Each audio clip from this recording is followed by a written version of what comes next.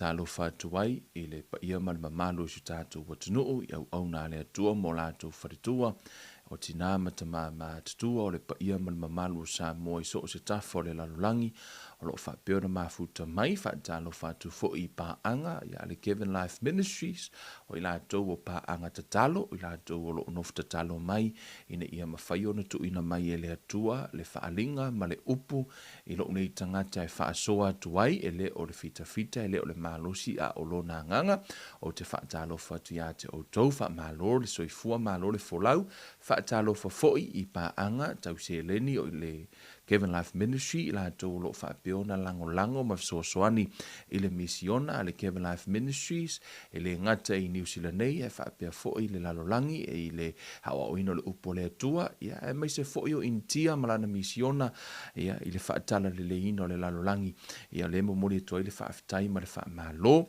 ia a whai o lewa e a whea lunga le polokalame nei ia e me te le tango I loa share tātou polokalame share tātou wa onga I le nei a fiafi a vea oio se whaamanuyanga ia e whaapeona whaatangaina foi tā ngā lurue whaatasi le nei a fiafi whaatasi malanganga pa ia e whaasoo ma whaatala le ina sa moa I le upu le atua ia e ala le I lo tango share tātou polokalame Amene, o le a whapeona o whaatinohina ia se awa onga whaamoe le nganga o le atua o ia o le whaia onga ia e awa o mai ma whesosoani mai lo tātou wola tau la tātou wifo ma tatalo le tuolo mātou tamā wala au atu ia te oe ia lava lo suafa le nei a fiafi tamā o sauni o ma whapeona whaamatala lau a fionga pa ia tamā I lau whanau te tatalo I le poto ma le malama o le anganga o le whaalinga I loa I mea lilo tamā lau whaiva e whaonga ina e lau fio le nei a fiafi tatala tamā mata whaale anganga o lau whanau e meisi le lātou whaalongo I o lātou langona lau a fio le nei a fiafi a o tala noa I lau upu tamā tatalo I lau a fio e whaasoa lau a fio le nei a fiafi whaafo I le vi inga ia te oilo mātou tua so soani mai oi ono suafa o Yesu Keriso wo le mabala au tuai nei amene ma amene ma amene Amene, via le tua, tango lo e share tātou prokalame. Amene, le fiafi ala tātou. Olo le upo le tua, amen, tātou e vavea, tātou o e whaonga le taimi a oina ila na fionga, e le nei fo ia fiafi. Amen. O le Anapogi ma le Tatalo. O le masanga le ngā lulu e faatasi e le mawhai ona e Anapogi ai te le Tatalo. E le tā uala nami o se Anapogi. Ona a e Anapogi e tatauna e Tatalo. So, aua le whaama I maua lau Anapogi tauna ona e alu e te Anapogi ai le o iaise teimi e te Tatalo ai. Ona e o faatasi le lua lea. Amene. O le Anapogi la, ma le tatalo o le masanga le e ngalu lue faatasi. Ia awalo wola manu malo. Amene. E iai nisi o vaing o le Anapogi o le a talatala noa I le neia fiafi ma o le tātou talatala noa ma whaamanatu ia te tātou ia le upo le atua mai a fionpa ia le atua. Ia au te manao fo I e whaamalosia oi. Amene. E le leia fiafi ala le ia o onga, mai lana fionga, ia tātou te whaalongolongo ai lana upu le leia fiafi. O le Anapogi, e masani ana o whaonga ina le whaata inga whaapea. O le teimia e te Anapogi ai, e peye fōlinga e te Anapogi loa, o mea umalo o langa wasise. Ia, le lau tango e tau whai whamatala, e tura wingo lau tala. E fōlinga o le teimi e te Anapogi ai, o le teimi lea e use se umai mea o lo langa. A whaata ita inga, e ei le teimi e te alu e te Anapogi. E te Anapogi atunga, ai o le teimi le nā we vai atuai, o mea wase se pe o fōlinga e ke Anapogi loa ua, e vai o kunga ua whaalonga kālau whangau. Kuso o aso le vai aso, o lau va ai lau whanau e le whaalonga kā. Ai o le kaime ke anga pongi ai, o le kaimi ngai whako ai e iloa wala, o le whaalong ka i o lau whangau, wa e hika ia. Sa e le ita ia solo vai aso, ai whako a e ita i le taimi wa e ana pongi ai. E pei o mea fu i lele sa ku e sao, e se umar kaime ke anga pongi ai. O umana onga sa e le langona, ai ua e langona umar taimi te ana pongi ai, o lo wita, o lo wha maua lunga foi, sa e le wha maua lunga na e manatua o te le wha maua lunga. Ai o le taimi ana e ana pongi ai, va i le lo wha maua lunga. A tonu foi, e ei taimi, o leo te tala noa atu i mea, o te leo tala noa atu se mea foi, o leo kalangoa ku i mea na tupu ia te au. Ma ona, o tala noa atu lola ia i se mea na wha ailoa mai ai e le atua. I le tūlanga o lau, ka ilo ia oe malau anga pongi, o hau o mea nganga kupi lau anga pongi, lea lau te whamata la atua. O hau sa o ana pongi, e pie fōlinga sa o anga pongi e su e le atua, ma o ka kalo i le atua, ai umai fonga, e whaiolo wika, e i tuina naunga o le tino, tuina naunga o mata, whaalia lia vale o leo langa, o mea ia na pito i sili o na maa losi, i le teimi o lo ana pongi. O fai so o ale ana pongi. O te mai tau alava. So o se kaimi au ke anga pongi ai, e pe e wha pe ngā ala uia anga pongi. O mea ngoka le ita ai, a waka ika ai. Sa ila se taimi fo ile na sa auto sa ile ilo ile atua, fo ile le ma toi tuatu ile ana pongi, fa tu ile atua, soli. E pe fōringa o kai me ka ke anga pongi, o kai mi piko i sili nga kupu ai mea nei, o mea nei leo te mana o e whaato i lalo whaapea ui o anga pongi, o nga ave ese la i o mea ia. And yet, o ke anga pongi o kunga ai a kiri ingo o mai lunga. Sau lunga lo whaama o lunga, sau lunga lo uika sau i lunga ia lo ua. E pei o lo te whai atu i le atua. A o whaalalo atu lo utino te sa ilia ke oi. A lo ke vai o kuai. Si o kai mi piko i silia nganga u se ma se ele ke lo mea. O te leilo ala po o tupu ia te oi. Talo sia pe a whaina tupu ia te oi. Ona na yeila le taimi o whaapena le whaingola ana pongi. O le maalia ia la. O ina lona whailoa i ele atua ia te au. O ina na o walu le siaso o ke fia o ke whangoka. Alu e kāla ofe. A walu la e kāla ofe. E ai ano whoanga e masani o tele i whangota mua isi ngo whoanga nga. O walu la e kāla ofe. Ka kua vili mai le mākau sau mau. Vili mai le mākau sau mau. Ale keimi whakua walu ale keimi e sua ile kai. Ke laku rolomo kwa i sua ale kai. O laku arenga le ka ale ofe vili mai sau mau. Whapea soli. E mafua ona maula ofe. O ngā lai ai maa amu lai lalo. O ke le o ilo atu. Tu sa la, so se keimi o ke whango kai. O ke kangoa kala ofe le mea o lai ai maa. O lai ai o le mea le lai ala ina maula ofe pe maule lave. O ngā o lai a. O ngā so se keimi o ke whango kai. O ke laku lai sua le tai. O le ala e vidi mai mau. Ona fo o te le o iloa atu, le whaafita uri pe o te le o iloa atu, le i mamio o maa amu, mamio mea oysters ma mea langi, e kele anga mai mau o ia u pulu ma u lave ngā ile, ka moku vo ile le a. E ila le aso no ana pongi ai, ai whaamatala ilo e le anganga o le atua ia te au le ana pongi, e whao ngā ila le whaateita inga le nā.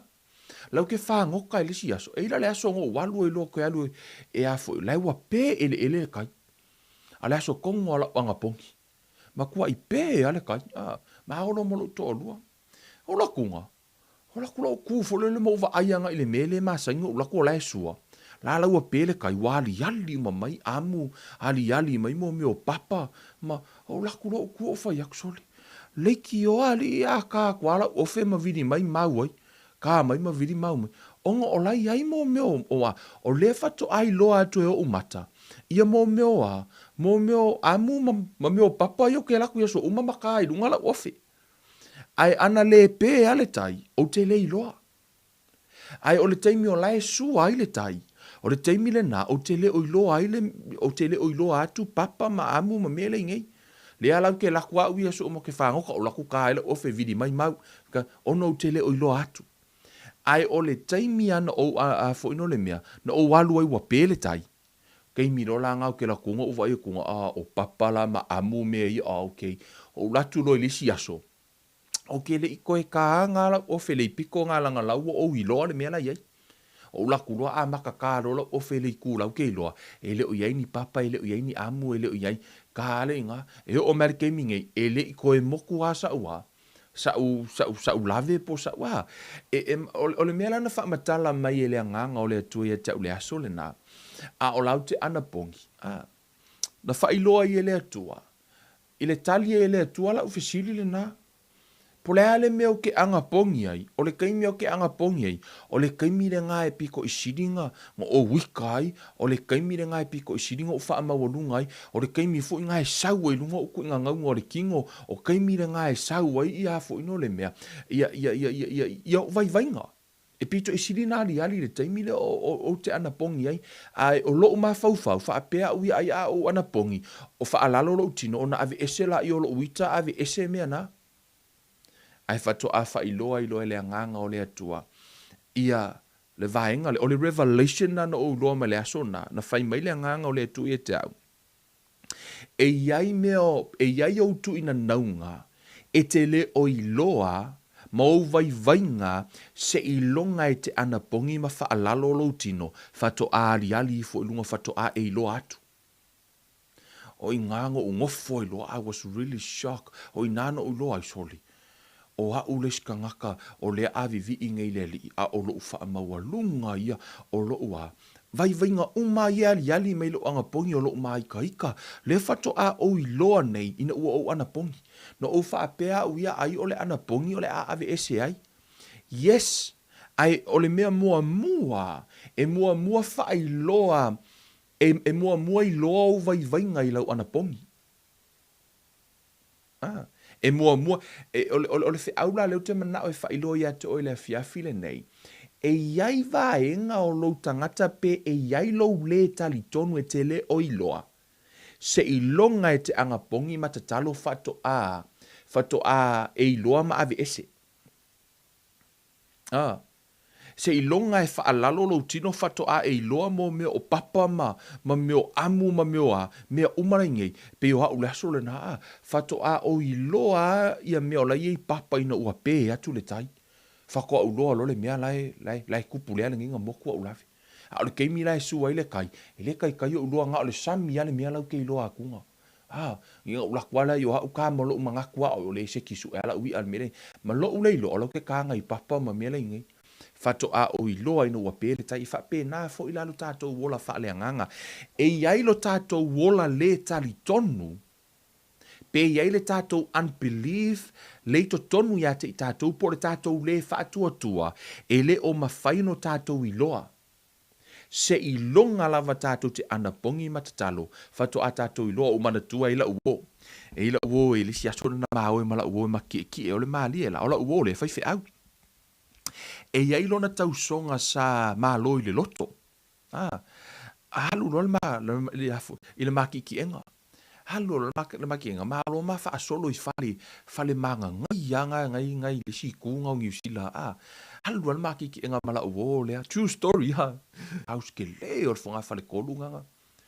Nga lua e alu maka avale pasi nga fo mai lo malkala la uonga ki fo mai vai ka afe ku i le fale le o le fale le ai fo alo tau songa le nga malo i le loto ma afe lo ye la kuarka avale kuma fa singo mai lo ka songa e ai fo e la uo le fa fe au ki au le fale mai o le fale le o la uo o lo tau songa nga malo i le loto ai ke ua o makala o le mali ala fa kala nga fo mai o lo ka songa le o le ele eise kangaka piko i sili nga wha mahaongi le loku ma le e kale sia peolonga keilea. Wha mai e wha moe moe i eile whai au e wha moe i mea whai i le kangaka lea. He was a really faithful man i to tonu o le lotu. Halo le wha makalanga e wha mai le kala ala uo le wha mai. O le aso anga malo i le loto. Le aso anga malo i le loto. O le aso muli anga nga koe o ilona tausonga le to tonu o le farisa. le aso muli anganga koe ho o se loku. E mafuala ona matala no, ono le taimi leo mateo atu e le fale lea. E mateo atu wa le otoe, o lau otoe nofolo na tausonga le i le fale lisi. I le fale rent fo i le peia wa lusi le fale aina fai ese loan ma isi mea ua tu so otoe mau uma ese po waru ese uma po wale to ese tupe o le malole na iai. Ole message lana sau ia tea, ua toe sau lo ma fau le tala lea. Ino ua whamanatu e lea tua ia tea, ole anapongi E ei tātou ke risiano, tātou te leo te imi tātou te whai mai lea i o loko au mālo le loto ke whaia ni melea mo le atua, o ke whaia ni melea mo le atua. O tātou mo onga nai le te imi nei. Ma lo tātou le iloa, le ai e iai lo tātou wola wha apito por tātou wola amana o mea lai to tono tātou loto. Tātou te leo iloa atu le te imi nei. Fato ali alo mata pea ina ua e mālo le loto.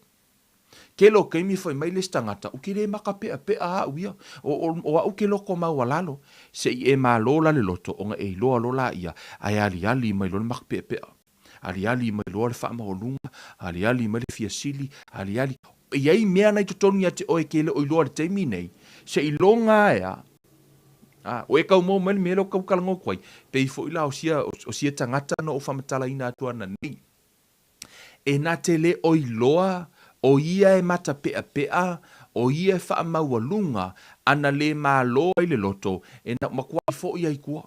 E na te le o iloa e whato ali mai loa isi mana onga leanga lai to tonu. And yet, o le tangata wha mahoni. E pie wha pe nā la le tūlanga o le anapongi la, ma le tatalo. O e afu inonimi, o le anapongi na te wha lia mai o tātou vaivainga. O vaivainga, e tele na ali o tātou vaivainga I teimi e tofo ina I tātou. So se teimi e tofo ina I o le teimi ne nae e pia ali e o vaivainga. E ali e le mea lai te tu ina nau wai. Fato ali au tu ina naunga ina ua o tofo ina oe. Aua e te whaatali se I tofo ina oe fato e loa ina au vaivainga. Ai sili lo vave alu le anapongi martatalo. Ina ia whailoa vave atu e le anganga pa ia te oe o vaivainga, mautu ina naunga, e te whaia ia I se whainga. Ai e te le ia, e whaia ia I se whainga, ai le io o mele tofonga. Io o mele tofonga, wa uma ona e galulue po wa uma ona whaali atu e le anapongi o vaivainga, wa uma la ona whai ia I se whainga. Amen, e te whaato I la loa o vaivainga I le teimi o lau anapongi. Amen. Ina I ho mai le te me tofo ina I oe. O laua ta pena oe. O laua e le o sau le tofonga. E sau e fa iloa mai lo. Le fako ai loa fo e ale alo fo le tangata. Ia kulou ia si akangakanga malo le loto. O le fa ka inga. Tonu e te a fo ino le mea. E le o tupu se so tātou ia le mai moa mai. Ua tau e loo mawhau. Ia ono fo I o le tau whamatala toi le ata. E iai mei to tonu e to tupu to tonu ia te I tātou. Tātou te leo, e iai le tātou le tonu le tonu ia te I tātou. Tātou te leo I loa o lai ai.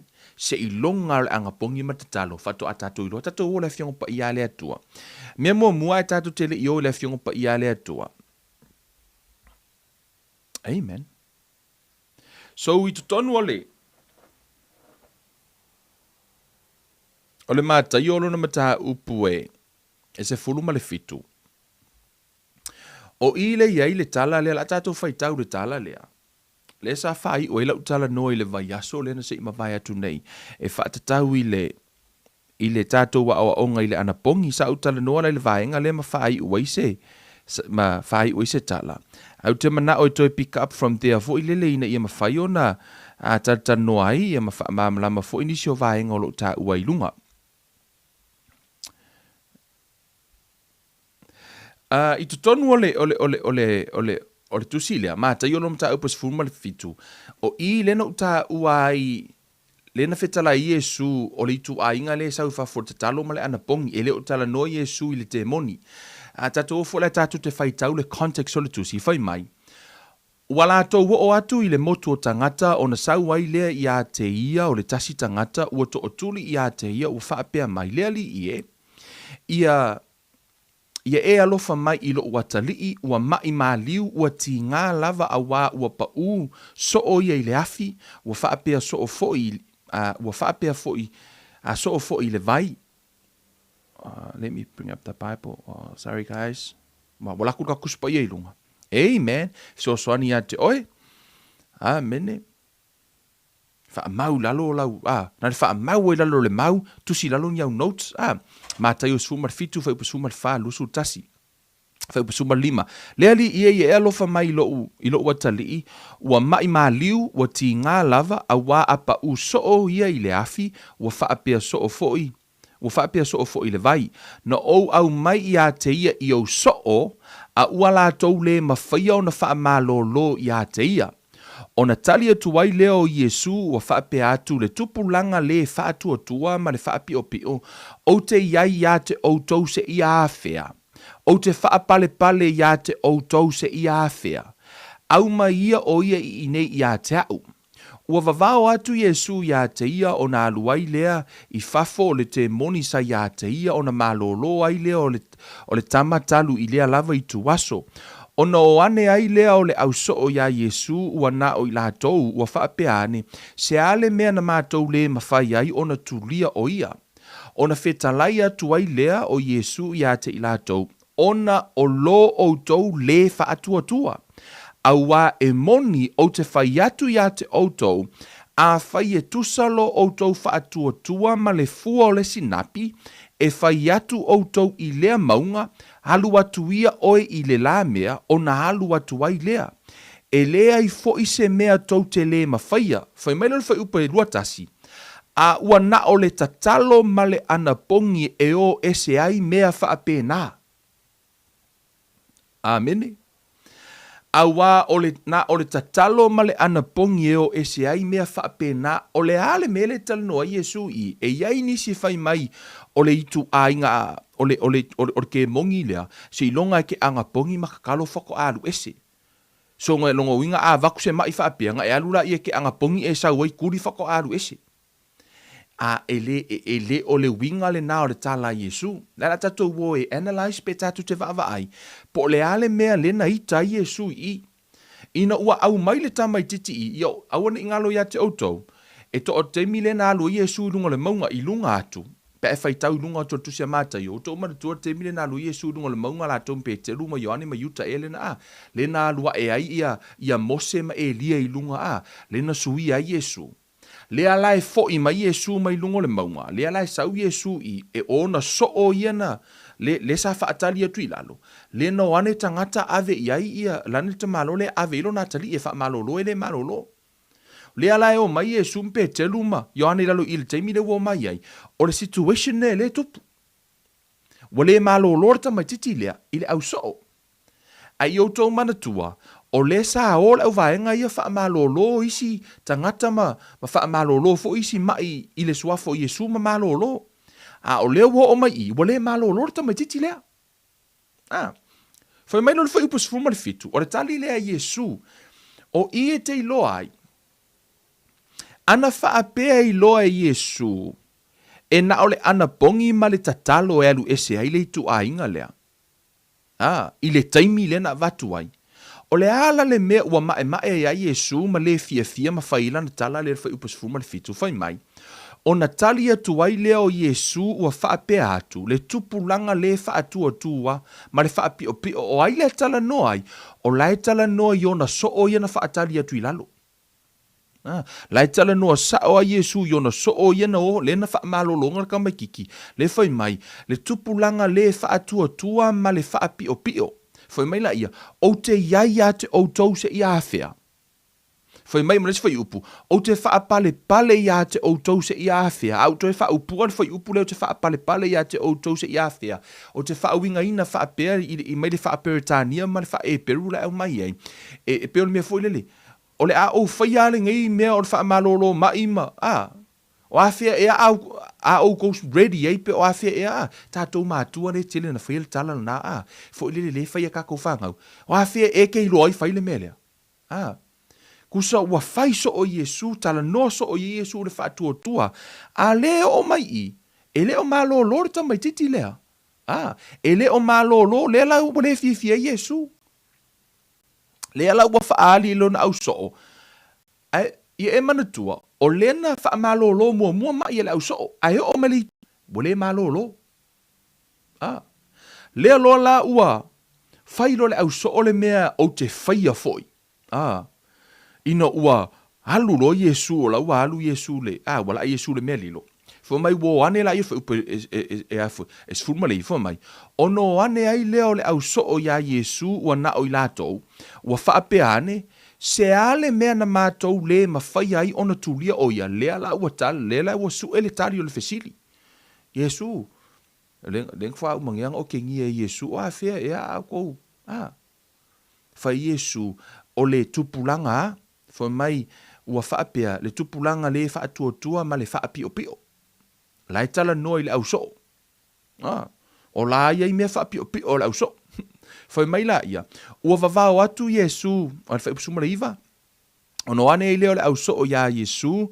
Wana o I latou. Ua whaapea ane se ale mea se ale mea na mātou le mawhai ai ona tulia o ia. Whaalongo tali a Yesu. Ona whetalai atu ai leo Yesu ya te I latou. Ona o lo o tau le whaatua. So that's the answer. O le tali le na. O le ai o se whaatua. So now, o le se whaatua, a wa e moni o te whai atu ya te o tau, listen. Ya te o tau, a whai e tusalo o tau whaatua ma le fua o le sinapi, e whai atu o tau le nei maunga alu atu ia oi le la mea, o na alu atu ai lea, e le ai fo I se mea tau te le ma whaia. Whai mai leo le whai upulua tasi, a ua na o le tatalo ma le anapogi, e o ese ai mea whaape na, o le ale mea lai o ese.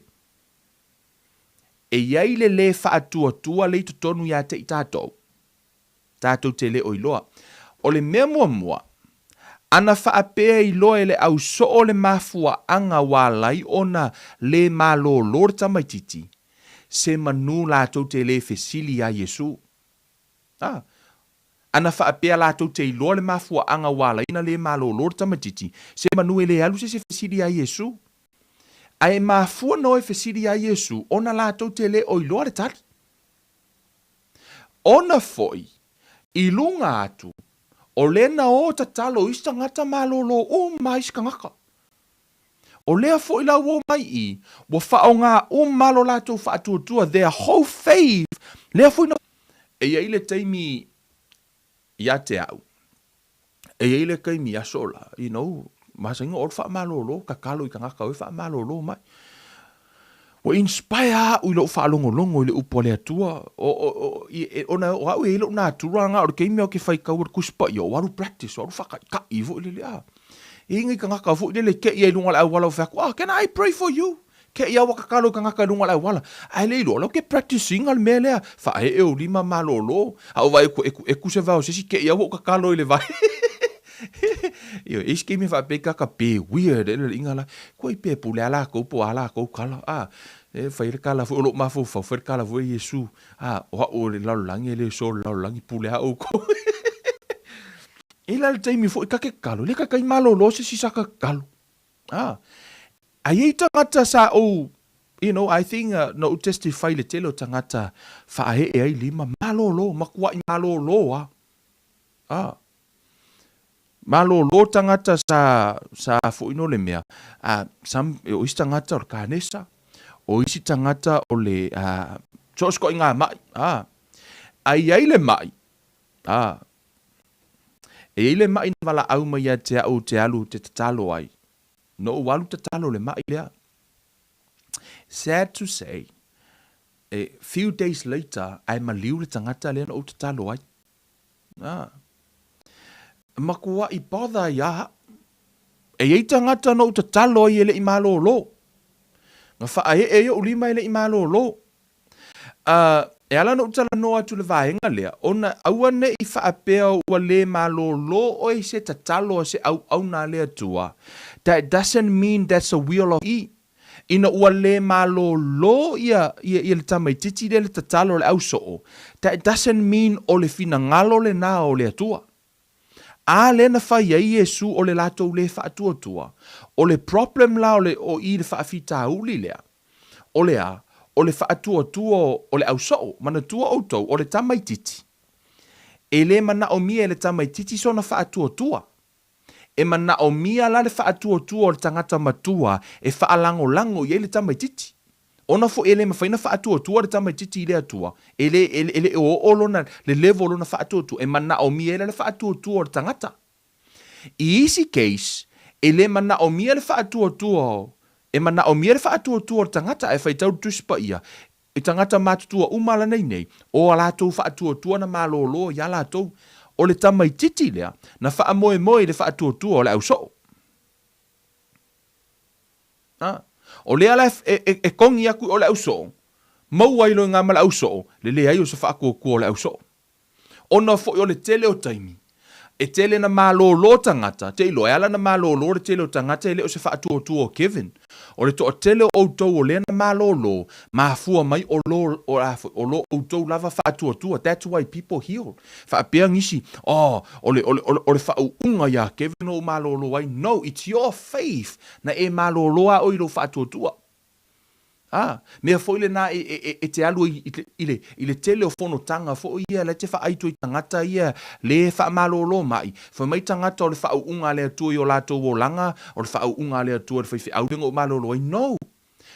Lot of times it's your faith o lo wha tua na e alu i te talia. Lala na e malolo ai o le wha e o lima. Ai o le wha tua o oe ia na e malolo ai ele o se wha unga i lunga o le whaifi au po se wha kua o le whaifi au. Yeah. Tu sa o lea, sa o le whauunga, ai o lou lava whaatua pe o lea. Pe o le whawhine le nā lupa ili tupa o le ofu Yesu, fo mai Yesu, o lou whaatua na e malolo ai. Pe i fo o le tai au le nā luatu le na whai a Yesu ilana au na e whamatala Yesu, o lou whaatua e whai ia pe o na e whaatua.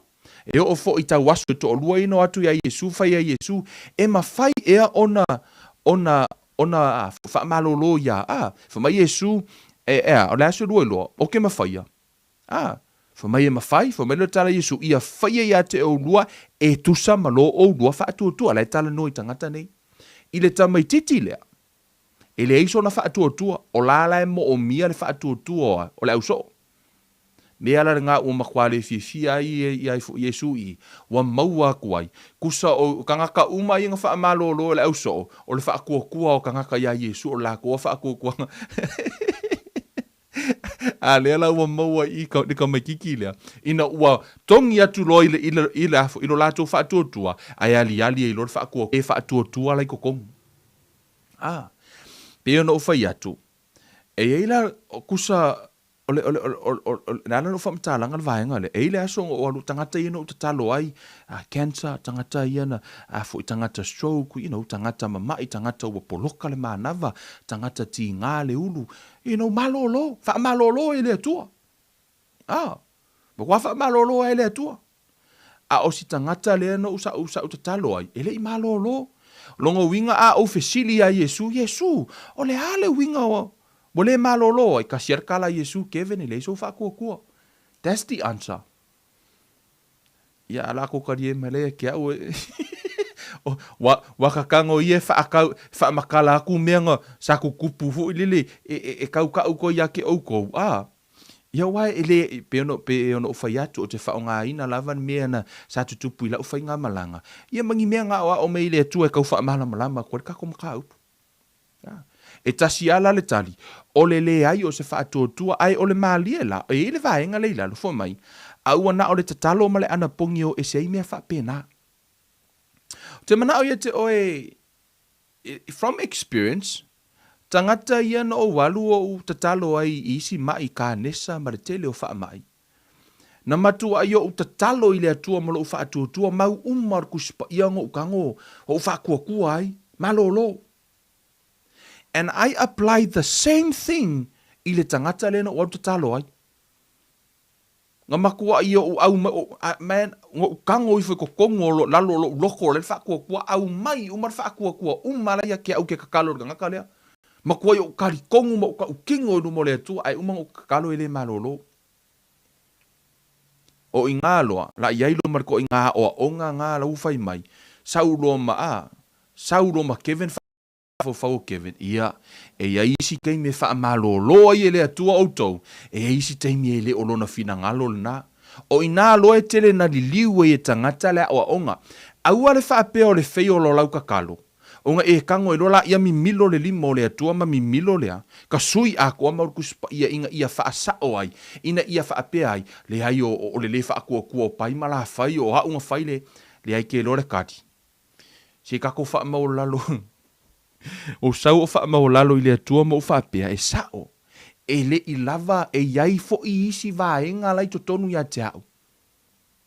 E ka kaunga sau i whafule anga pongi ma kakalo. O te le o iloa.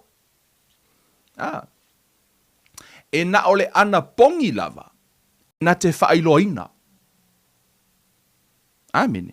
E na ole Anapogi lava e na te whaailoaina ia vaivainga i tonu ia te tātou. E ta tau loa la o na whai i eise whainga. O lou le talitonu, ma lou le whaatuatua, e iai le talitonu ma le whaatuatua ngai, se ilonga lava ea, e ke Anapogi whako apea kure kai, Whako ali foloa maa ma papa ngai ngi mare kele o mea ngai kele o iloa atu le teimile nei. Pea no ufa yatu. E whako a e iloa alo wha mawalunga ina ue Anapogi. Whato a e iloa e ke mai kai ka ngofie. Te rola utala ia te oe. A e Anapogi ewa ia kunga o whaalong kakala u whangau. Le ai. O aso umala e whaalong kakala u whangau. A ngā whako a e iloa alo wika lako whaalong kakala. O ngā ue Anapogi. O ngā whako a ali fuale si vai vainga le nā oe. Se o kala ngoi ori ki o whaapea ngisi ki o fo i ngisi ka ngaka o fo i mai. Fo i mai o ma, le ina tupu fo i a te au. Whato a o i loa lo wha mawalunga ina ua o Anapogi. Lo mai ka ika. Lo fia fusu sori ka ngaka. O lunga o awala. Kei mio ke Anapogi ai. Ai, soli. Nga pasi for ka avale, ma kwa o ka musu fo i ai. Ma kwa o ka musu fo lunga o awala. Le oso alai Anapogi. O inana o whea kuirea ku, soli. Ore me a o ka Anapogi o ngā kireira ia ngā kele me kupu loko o langa. Ai na whaamatala, whaamalama lo e lea tua. San, o le tele i o vaivainga o lo o langa ngai kele o iloa re kei mingi langa ngai leo kele lo tino. Your flesh is too loud. Nā laen, ngai lafi umai ei lalo lea. Ngai lafi umo lo wha mawalunga. Lai lafi ume ko kongu lo le ta donum lo le wha tuatua na iai. Se ilonga ke Anapogi. Wha lalo tu ina naungo lo tino. Wha ko ali i foloa meanga. O i ngā loa. Wha to alalo wa wha iloa ele nganga pa ia te au vaenga ia. E aono o whaia iai se whainga. Amene. Mele nā, nai tala noa i no le winga le nā tala. Paulo le tala noa i tutono le tusia. Lua kore ni tono na mta upo sifuru lua whai upo iwa mara sifuru na whai mai neta noi paulo whai mai on melo te mita i o vaivainga e wha ato o toa ina ilo na malosi o mea ia tātu te vai ai te mana o ia te oe ia whai loa ia te oe le vaenga lea ona i tutono le Anapogi a Yesu i le mātai o lea o i umatato o le Anapogi a Yesu tatu atu mua i e kongi mai si mea le ko kongu inga ia make sense lo tala noa i le mea le lau tala noa ai. Ma lau whaalongo. I le mua te salo ni e lima whai upu e lua tolu. Ia e tele mau tu spa ia na o se mau leo te au mai e tauna ona vali le context o le mta upu le lau tala noa. E na ua whai e le atua le tangata e tolu vaenga na ia whai ai. Na ia whai o ia o le anganga. E whailo na maa fau. E nofo i tonu o le tino. O vaenga la i e tolu o so tangata ola, o tangata ola e whailo na lona nganga, o ia e whailo na mawhau, a po lona loto, la e whaasa mua tu supe o le loto. Ia, e whaifo ilo na tino lea, o lo tangata atoa la le na, that's a whole being, o tangata atoa le na. Fai mai la le tala le tusi lea an mua te salo ni e lima, fai mai, ia ato atoa o na whaapa ia ina o outou e le atua, whalongo lava, ele atua lava, e ona le manuia, ia tausia lava lo outou anganga, i le male loto, o le mawhauwhau, i le male loto, a toa male tino, ia le matauleanga ina, i le afio mai o le tātou wali o Yesu Keriso. O vaenga la i e tolu o le tangata. O vaenga fo i e tolu. Amene. Na whaato i lalo ai e Yesu le ti Apollo. These are the three things. Le na whaato i lalo i Yesu le ti Apollo. Na whaato i lalo i Yesu le ti Apollo i le tino o le loto o le mafaufau ma le anganga. Le la tatou wo iai au te mana o e vatu mumu ia te o ina ia e iloa o vaenga i e tolu. O le tangata atoa lea. O lo tino le le iono tu ina naunga o lo mafaufau le iai your will, your emotion, your intellect, o lo will le fai eo feeling fai, ma lo wanganga, o lo wanganga la le na whanau fawina. Le na whanau ina ua e talia Yesu e vea mali i ma whaola. Amene. Mua, tatou o mua i ngā luenga o le tino. Mana tua pe no fai atu. E tolu vaenga o le tangata o le anganga, o le loto, ma le tino. Le na tatou tala noa i le loto i le aso sa, a fai te le i whanongolongo le whao le sato e fo i le aso sa, pro kalame na i lalo atu. Nana o tala noa ai, i le whaafauino tatou mafaufau. Wa whaola ina lao tatou anganga, a ele i whaola ino tatou mafaufau. So e whanau fauina le anganga, ai whaafaulo tatou mafaufau, kango o e whaafaulo mafaufau le upo le atua. Amene. So a whaila e moso teimi, le isa teimi tanoa nea fiafi. Ai halu mai mol po kalame la sa. So lala no tala noa ai i le loto le tangata po le mafaufau, your will, intellect, ma vaenga le na, e a fuino le meta ua le renew your mind. O le tino la, e iai ngā luenga le tino. Amene. Na e ta ue tutono le tusi a Kalatia. O lona mata upo e lima. Kalatia lona mata upo e lima. Fai mai.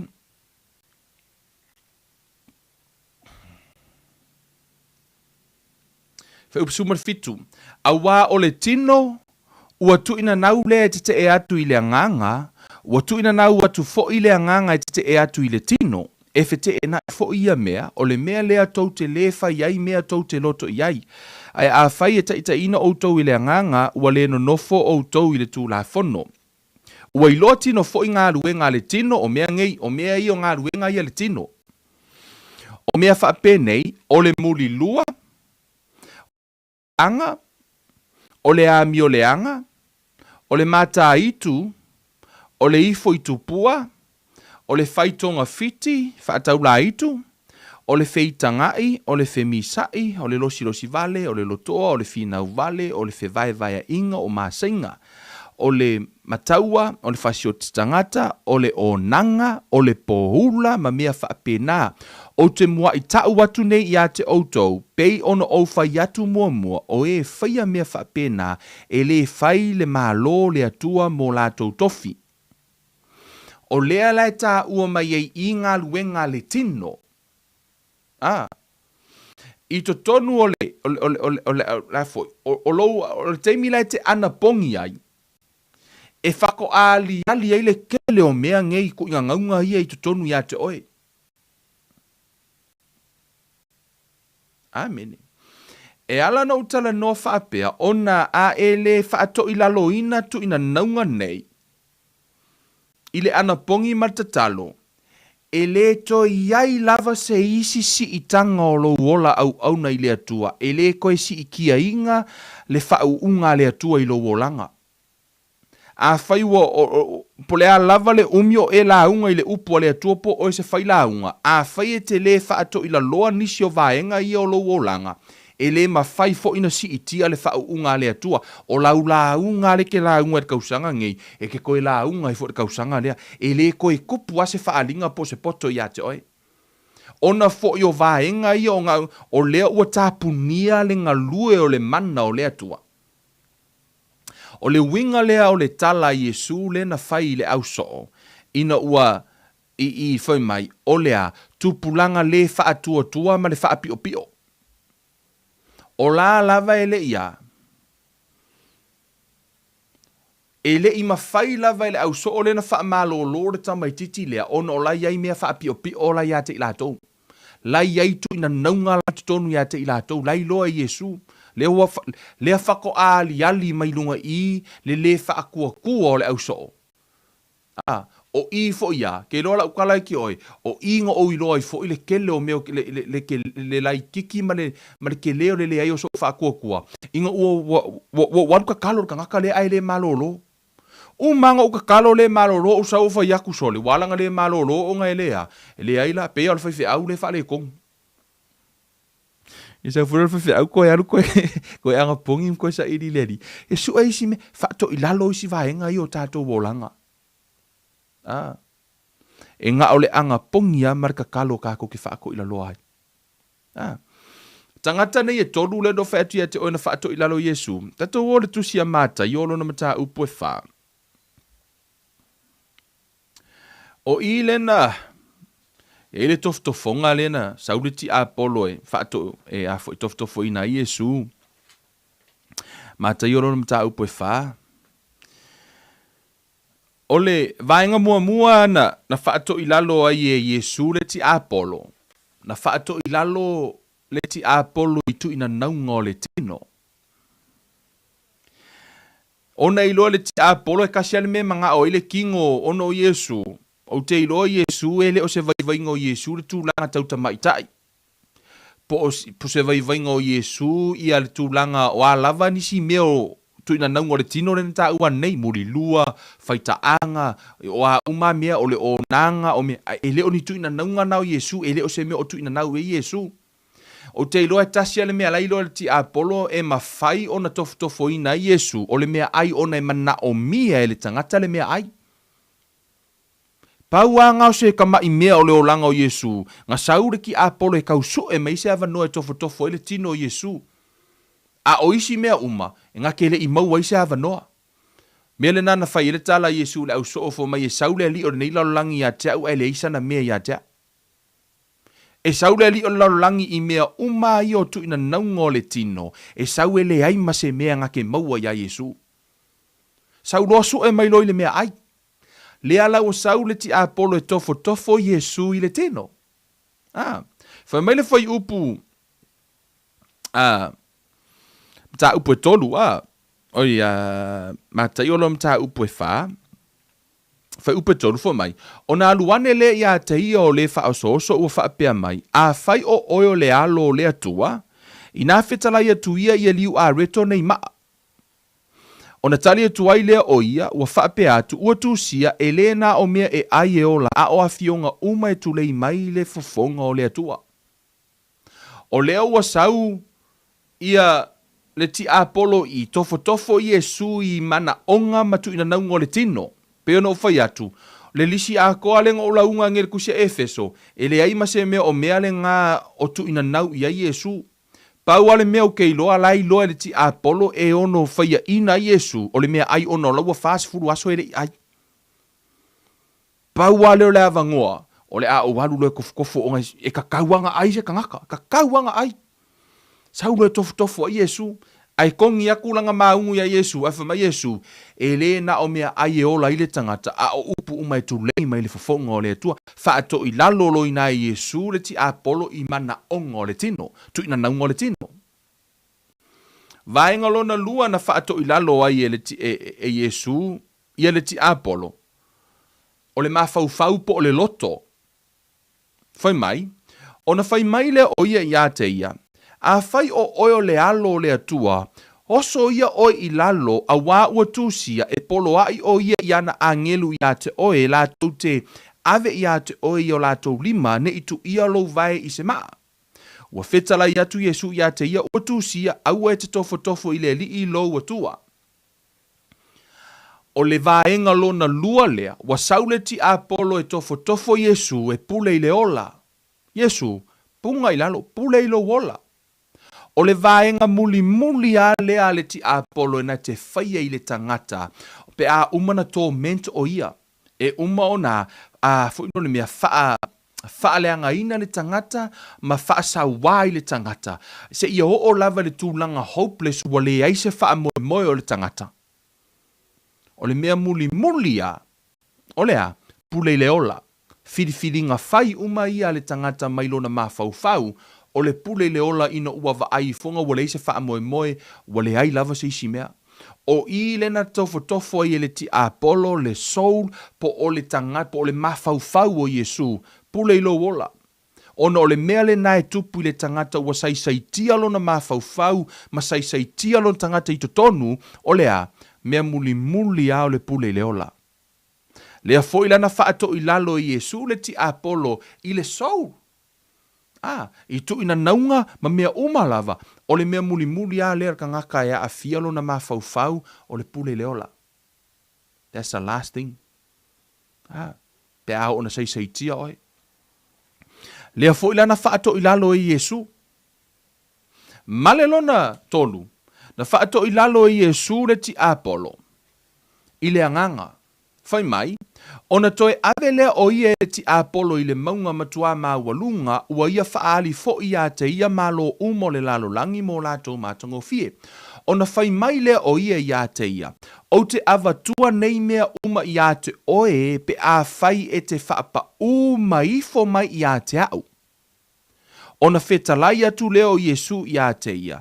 I nā alu e se ia o e satani a wā ua tūsia e te ifo atu i le li ilo atua wana o ia lava e te au auna iai. Ona tu ua i lea o ia e le ti Apollo wha auta fo i ua mai a ngelu ma ua au auna ia te ia. O leo ua saule ti Apollo. Wa i loe le ti Apollo. Tasale me ave e sea le loto le tangata mai le atua o le pule ma le oa ma le tamau a inga ma le mamalu. O I le la ave e sea le loto le tangata mai le atua. E a fo ino le mea, il tūlanga tau oa. It's so interesting la tango nei e tu faatasi.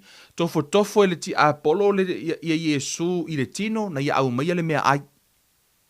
Tofo e le ti Apollo Yesu i le mafaufau na ia umai le pule le ola. Ai tofo Yesu i le anganga ai au mai i le mamalu martamau a inga ma le pule. Ono lailo e le ti Apollo. Fo mai tatu te fai tau fai vat, fo on fai upe valu. Ona toe ave lea o ia le ti Apollo i le maunga matua mawalunga ua ia faali fo ia te ia malo uma o le lalo langi mo lato matango fie. O mea umaya o le lalo langi malona matango fie mea i o le lalo langi le faafia fia i o tātou tangata mea fe i lafi o le lalo langi mo lato tu ina naunga. O ina ua ave e sea loto tangata mili atua mea ngai ke va ai. A o ngi ngā lulu e are ko akele o ka ngaka sa moa mai le aso ngofua e kau le aso whareile. Liu sua vaia mea o ngā mea lesi le aso whareile ma le aso ko ngā i lai fia alon ka ngaka e le alu se loku le aso sa. O le tamau a inga ma mea o le lalolangi o mea umalava na wa ave e sea le tangata mai lana tapua inga i le atu o lala i for ki Apollo. O la i for ti Apollo. Mea le nana la ina sau i le ti la fo i le ti Apollo sau fu fa ia Yesu ka nga i fo mai o ava ku uma me ia ki oi. Ai na fa to i lalo fo e Yesu le ti Apollo i le anganga. O vaenga la i e tolu. E ao ono tātou fa to i lalo i naile le ti Apollo. E le ngata e tātou te fa to i laloa o ia i le tino. Tu ina naungo tātou tino. Tātou te whaato i la loa le ti Apollo i o tātou mafaufau. Pe o Yesu. Le no whai atu ai le tātou tano tu sia Roma i la salen te nei. Roma lo na mataha upu e. E se furu lua. Roma lo na mataha upu se fuma lua. Whai upu e lua Whai mai. Aua foito te a mio faatasi male nei lalo langi ai peitai ia liliuina i le toe fuata ina o outou loto ina ia outou su e peseale fina ngalo le atua o mea ua lelei male malie male ato atoa. Lai tala noa foi mai aua tātou te a mio faatasi male nei lalo langi. A ia feliwa ina ia sui o tātou mafaufau. O le whaaperetania Whai mai le, New King James, whai mai, and do not, o le upu lea renew, it's from a word renovate. Po o le toi whai. E whanau la lo wanganga, le na utala noa nei e tolu vaenga o le tangata o le anganga o le mawhauwhau ma le tino. E whanau la lo wanganga o le tangata whaure na ia ke riso, ai whaile ngā luenga e whaafaulo mawhauwhau. Whaafaulo mawhauwhau i le upu a le atua. A o lai umana whaafaulo mawhauwhau le upu a le atua. Whamaila le tala paulo le tusia a Roma. Tato atu le tusi a Roma lona mata upu e ono. Roma o lona mata upu e ono. I think o whai upu e ono a. Whamai le tala al whai upu e ono le tusi a Roma. Ua tātou i loa le nei mea na whaasata roina faatasi maia lo tātou tangata tuwai ina ia faa umatia ai le tino o le angasala, ina ia le toe faa polonga ina i tātou i le angasala. O lea la ua umo na faa sa tarotu ina naunga. Si tatu atu ale tusilea, let me go, tatu atu ale tusilea, I want to bring up something from the, tusilea mataio lona mata upeiva. Whai upa sumarwha. Amen. O i le tala noa i Yesu, i le whaisa tala Yesu, really interesting le tala Yesu i le matai o le iwa. Whai mai. O no mai e leo le soo, o soo Ioane ia te ia u whaapea mai, se ale mea ua anapopongi soo ai i mātou ma le au farisaio a o soo e le anapopongi i lātou.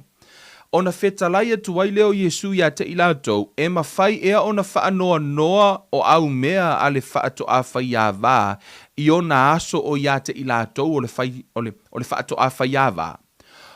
O ai o mai o na aso, e ave ese ina ai ia te ilatou o le whaato a whai a wā, ona lātou ana popongi ai lea. Whamaila whai upas fulmali ono. E le ai se tasi na te whonoa le matua ofu i le EFO, a wae maasai le ofu i lona whono, o na atili ai lea o na maasai. Sulfitu, e le utu fia fo i le waina fou i whangu pa utu wai, a whaapea, o na pāpā ai lea o whangu pau, o na masaa lea o le waina, e mau fo i whangu pau, ai utu fia le waina fou i whangu pau fou, ona whaatau saunga le mu ai lea. O le tali lea Yesu ino wo atu so o Ioane mwhae anga popongi lau au so. Ai whamai Yesu, whaafeanga anga pongi o le i le whako a whaiawa. Whamai, e iai la le kaimi alu e se le whato a whaiawa. O na ana popongi rola i o le au so, o la e tala no, o le ale taimi le tala no Yesu, la e tala no e le taimi o le whenga fau tātou, le taimi le nei, le taimi alu e se ina ia, o na ana popongi rola i o tātou, o le ana pongi la lea le whenga fau. I le taimi lea, la e iai Yesu ma le au so, e le i ana pongi le au so, a o lea na o le au so o wha amalolo mai. Ai le i ana pongi. A o lae o wha amalolo mai. I le tusia Luka se fulu, nae o aifo mei wo fo i mele fulu mare fia fia wo wha alongo ke mongi ala kou mo lato whaia wavenga. E mafua mai, ona o le wha unga Yesu i lunga ia te ilatou, o le wha unga Yesu le no lato wo wha amalolo i mai. Lato te le o mana o mia la sea, se ana pongi ona o laia Yesu. Ina ua alu loa la Yesu. Foi mai la ia, ona ana popongi lola ia, o le ana pongi la lea, o le ana pongi lea le whenga inga fau, ona o le anganga o le atua, e le mawhai ona sau le anganga wha malolo mai o le atua, i lunga o tangata ia i le whenga inga tuai. Ona fo i le i wha asata roina tu ina naunga o le tino o tangata, e le i whaia le wha o le tanga mo le tangata, e le mawhai lana galulue mai le mana o le atua i totono o tangata nei. Amen. Ele mawhaina sau, ele mawhaina sau le mana o le atua e galulue i tangata nei, mana tua outou, ele i ai se whaasata rongo Le talo le tu se Roma, wa fa sa tau tatou tangata tu wai faatasi ma ye su ke riso I lungo le sa tau. Lai tala noi tu na nunga ia tano tu se Efeso, le tangata tu wai, wa na fa sa tau. Ona fo I o le tangata tu wai le na. O le mea lana fa mai le fetalai ngā Yesu I, fa mai rola ia, e le aise tasi na tea, fo noa le matua ofu I le I e fou, a wae māsai le ofu I lona fono, o nā atili ai lea o na māsai. O le winga tala Yesu, ono o le iai le au so o le transition o le whenginga tuai ma le whenginga fou. Remember, they are still in the old covenant I le taimi lea. O lala iai la tau I le so onga o le whenginga tuai ma le whenginga fou. Amene. O le iai la tau o le kokongo le vā lea, o le transition e mele la fai. Lai le whenginga kuai le wheo lai, a o lea la ao I le whenginga fou, o tangata la ieta no Yesu, o la tau lea, la sa ola le whenginga tuai, o le fo uola le whenginga fou, o kako kere I ola se whenginga kuai. O le au so o ma lau vaenga ia, la sa wheola le whenginga tuai, to e ola le whenginga fou asea, o la tau lai le o ngā tutonu fo mai leo Yesu, e le mawhaina e so oa le I e fou, mai le I e fou, e fono ai le I e tuai, e le mawhainga e so oa langa māsai ai, e le au ngālanga anga pongi I e au mai le anga pa I e kokongu I ala ele I o le whenginga fou. E tau mō mai le mele tau tano Yesu I. Ona fo I a saule anga pa ia ola I kuinga ngau o le kingo ele I whaasa tau roa vaenga ia, ele I whaia se, ele I maliu Yesu, e ongo whaale kongu ele au so. E ono whaale tonu mantua fo le tala tu spa ia fo mai ele isi se mawhaina wa ai le atua mola pia, aise ono le mana o le atua, ma le malusi ana o longa mana, ele mawhai o tātou tino ona tutu le mamalu o le atua ma wa ai I le atua, aise o tātou tino e anga sala. Mea le na a saule le atua mamalu a o le tino le o ele no foi le anga sala. E a whaina la le anga sala. Mea le na e ina le va aise isi le atua mola pia. Ono foi o tātou e anga sala. E le wha pia le anga le atua no. Because he's holy. Pe o le afi ai ku I au ka fo lea. Nas whate te inga. Pe e kango e maimar meo se mea vivela ai ku maimar meo poroka aisa. Mai poroka aisa ai au mai lola ia saule la. Mai le la Wha pio le la lam ko I vivela. Maimar poroka aisa. Lai mea kupu. Au mai whaakasi. E mea otu lea. Le aisa. Aisea. E le ono o le anga o le la. Ai ono le maa losi o le la. Lea la ua mea tele, e pe tau wha pe nasi wha te inga le whamakala kunga I le tūlanga lea o loa, o le sau o le whenga o le anganga pa ia, a la ia iarka ngaka kuai. O ngā saula I o le anganga pa ia, e le mawhainga work le anganga pa ia I e a ki le ngā whainga. Mea la nana whai mai Yesu, e le aise tasi e na te whonoa le matua ofu I le I e fou, a wae māsai le ofu I lona whono, o nā atili ai lea o na māsai, e le mawhainga e so oa le I e fou man I e sui. Ia, pe ofo ia ke oi, e le ai kango e whai, whai mai e māsai ai le, e atili ai o na leanga. Foi mai foi la ia, e le utu fia foi le waina fou I whangu pa utuai. A whaapea, o na pāpā ai le o whangu pa, o laitala noa o le whangu pa utuai le sa whai. Laitala noa le whenginga tuai. A o le waina le la mai o le waina fou, o whangu pa ula I nga whao ngā le sa whangu pa ukuai. A e tu ua I le waina fou, e a fo ino le me e fefete ma pā I ma I maulea. Ma I maule waina. Le la fa martala Yesu ele ma fai fo ina ele lingia lea. Le wenga le I tutono fang pa utuai. E a fa inga I pele anga I ma I mau le wenga. Le fo ila na fai Yesu le auso. O le fa unga o Yesu le na o le auso o tu le te moni o le fa unga I lungo Yesu.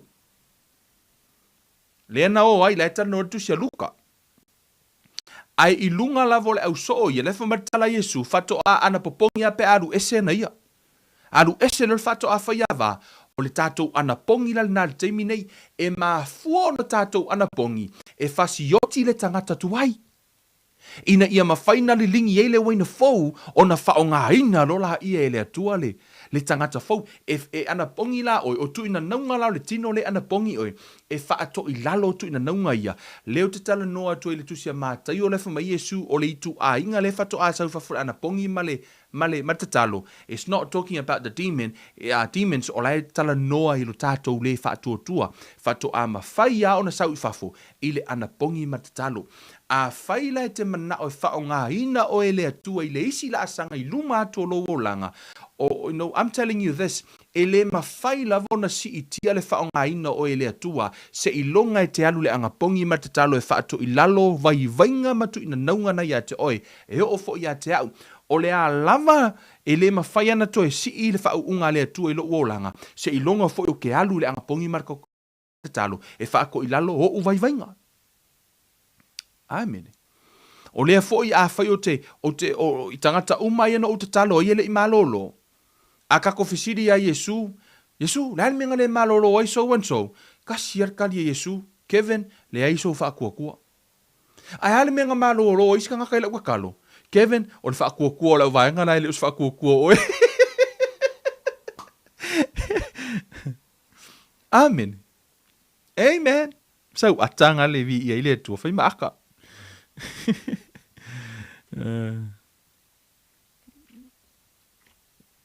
Amen. Vi ele tua ne fiafi. Ya, ole tau fa matala ina tu la ngao ni sina vaenga e ao ila le fangu pa tuai ma le fangu pa fo. Ia ma fai ona fa nga ina ia si itia ele atua le fa nga ina oi. A vele nei tau sanga o se tau sanga e si itia ele atua e te alu le anapongi matatalo e fa ato ilalo.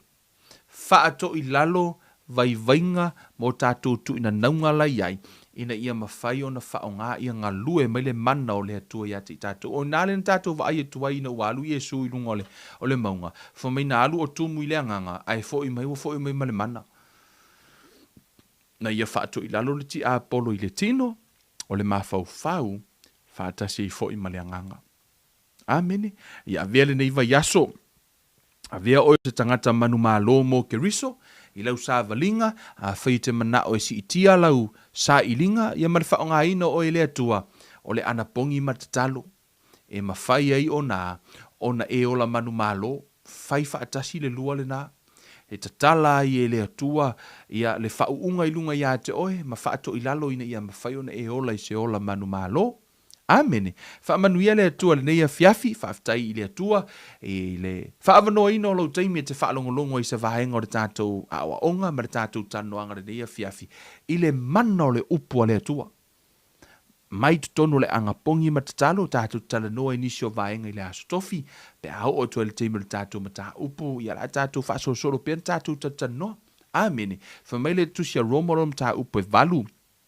Whai mai ai a whai wai tutonu ia te o tauke riso ua oti ai le tino ono le anga sala a ua ola le anganga ono le ami o tonu o le anganga nai tutonu na ia I le malo si anga o na ia le ola nai tutonu ia te oi se ilonga ala e oti le tino oti le tino po tu ina naunga le tino te lo tala noa tu le tino lea a ona tu ina naunga o le taimi ia e oti e tu ina naunga le tino o le ate le fo I le ngalue o le anganga o le atua o le ama whai fo ina whao ngā ina oi whaamanuia le atua I lau sa valinga e le neiva yaso le tua le mātou tamā whaaftai le toi whaamanatu I lau whanau whaaftai mo le upu tau longolongo whaapeo na whaamanatu o mātou tangata ia le ngalue o lo mana mo lo wanganga ia te mātou tama whaamanuia oi tamā I lau whanau mo lo lātou ola sa ili ia te oi whaapeo no lātou I loa le tāu o le anapongi mare tatalo e whaato I lalo ina ai vai vainga o lātou tangata e meise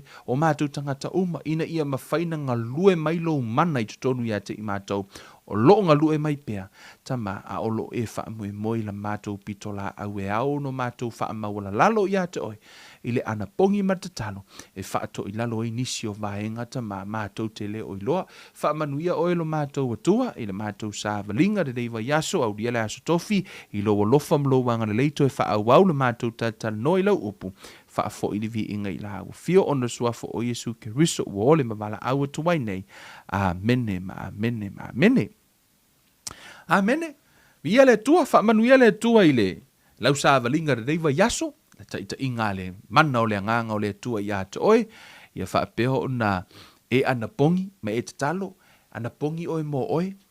Amen. O le anapongi ta ua le na tu unisi anapongi vo ia ke anapongi ai kali mai le atua i lau i au suenga kali mai le atua isi ke le usi mau mea a o le anapongi lea te anapongi ai oi mo oi ono le taimi te anapongi ai oi mo oi o ina loa lai relate ai oi le anapongi le tal no mai ai le mana o ia le tu te anapongi ai.